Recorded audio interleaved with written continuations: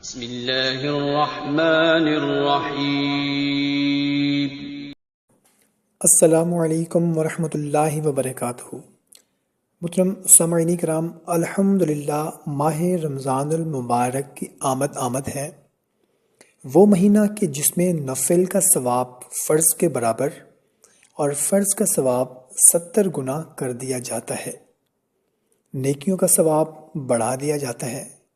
دعا ہے اللہ تعالیٰ ماہ رمضان المبارک کی برکتیں، رحمتیں ہم سب کو نصیب فرمائے، آمین۔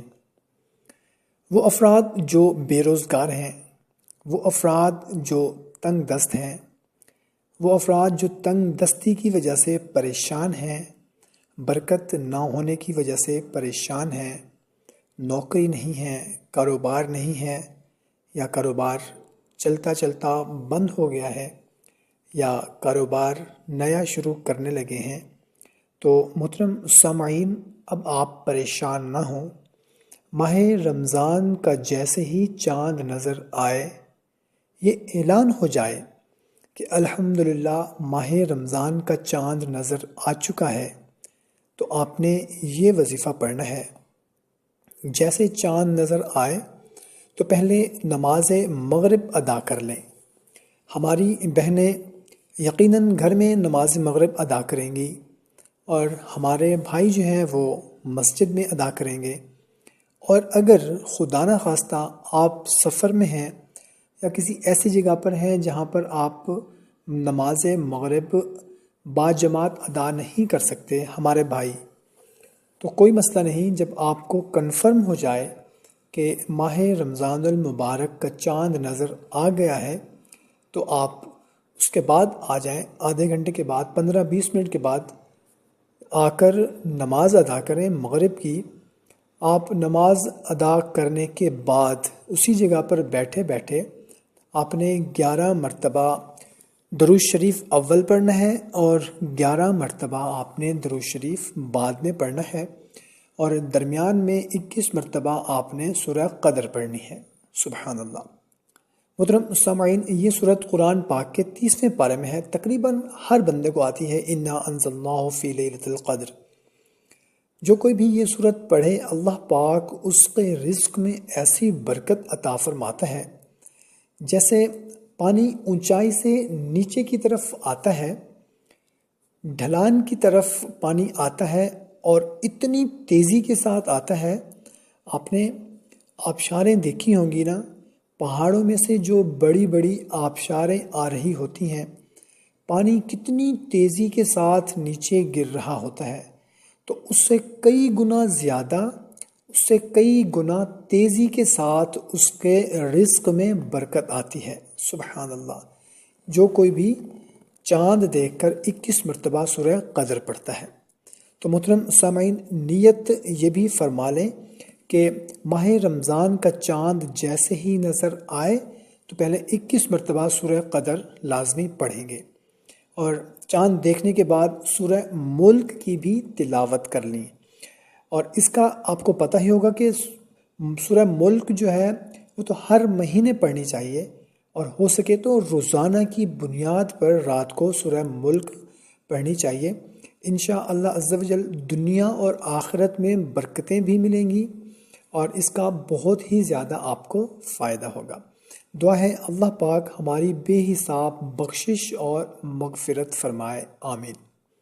محترم سامعین کرام، ہمارے ایک بھائی نے میسج کیا ہے کہ میرے کاروبار میں برکت نہیں ہے، اور میرے بھائی اور بھابھی کے درمیان ہمیشہ لڑائی جھگڑا رہتا ہے۔ جب بھی گھر میں آئیں ان کے درمیان لڑائی جھگڑا چل رہا ہوتا ہے۔ اماں بھی بہت پریشان ہیں، بہنیں بھی، بھائی بھی، سب گھر والے ان کی وجہ سے بہت پریشان ہیں۔ ابھی شادی کو تقریباً 2 سال بھی نہیں ہوئے، ایک چھوٹا سا بچہ بھی ہے، ماشاءاللہ بیٹا دیا اللہ تعالیٰ نے ان کو، لیکن پھر بھی وہ جب دیکھیں آپس میں لڑ رہے ہوتے ہیں، اور اب تو رشتہ ٹوٹنے تک بات پہنچ گئی ہے۔ آپ تمام بہن بھائی دعا کریں کہ اللہ تعالیٰ ان کا رشتہ سلامت رکھے اور ان کو ہدایت عطا فرمائے، اور میرے کاروبار میں برکت عطا فرمائے۔ میرا ایک چھوٹا سا کاروبار ہے، پہلے بہت اچھا چلتا تھا، لیکن اب آہستہ آہستہ کاروبار جو ہے وہ بیٹھ رہا ہے، آمدن کم ہو رہی ہے، بزنس کاروبار جو ہے وہ آہستہ آہستہ کم ہونے لگ چکا ہے۔ تو آپ تمام بہن بھائی دعا کریں کہ اللہ میرے کاروبار میں بھی برکت عطا فرمائے، اور میرے بھائی اور بھابھی کے درمیان جو لڑائی جھگڑا ہے وہ ختم ہو جائے اور ان کے درمیان محبت پیدا ہو جائے۔ تو میرے بھائی، ایک تو آپ یہ وظیفہ کریں چاند دیکھنے کے بعد، جو میں نے آپ کو بتایا ہے، آپ یہ وظیفہ کریں، اور اس کے علاوہ آپ 786 مرتبہ بسم اللہ الرحمن الرحیم پڑھ کر کسی بھی وقت وضو کر لیں۔ وضو کرنے کے بعد آپ جائے نماز پر بیٹھ جائیں، قبلہ رو بیٹھ کر اول اور آخر درود شریف پڑھیں، اور درمیان میں 786 مرتبہ بسم اللہ الرحمن الرحیم پڑھ کر پانی پر دم کر کے کوشش کریں ان دونوں کو پلا دیں۔ اگر ان کو علیحدہ نہیں پلا سکتے تو جو پانی سارے گھر والے پانی پیتے ہیں اس پانی میں مکس کر دیں، وہ وہاں سے پیتے رہیں گے۔ انشاءاللہ عز و جل دونوں میں بے پناہ محبت پیدا ہو جائے گی اور نفرتیں ختم ہو جائیں گی۔ یہ عمل ایسا ہے کہ نفرت کو محبت میں بدل دیتا ہے، اور یہ عمل کوشش کرنی ہے کہ صرف جائز محبت کے لیے کرنا ہے، اور اللہ نہ کرے اگر کسی نے اس کے برعکس کیا تو اللہ نہ کرے وہ آزمائش میں بھی مبتلا ہو سکتا ہے۔ تو صرف میاں بیوی کے محبت کے لیے، بھائی بہن کی محبت کے لیے، نفرت کو ختم کرنے کے لیے اس وظیفہ کو پڑھنا ہے۔ اور اس کے علاوہ ہمارے ایک بھائی نے کہا ہے کہ میرے بیٹے کا حافظہ تیز نہیں ہے، حافظہ اس کا کمزور ہے، اس کا پڑھنے کو دل ہی نہیں کرتا، کیونکہ وہ کہتا ہے کہ جو کچھ بھی میں پڑھتا ہوں وہ مجھے یاد ہی نہیں ہوتا، اس لیے میرا پڑھنے کو دل ہی نہیں کرتا، اس کا حافظہ بہت ہی زیادہ کمزور ہے۔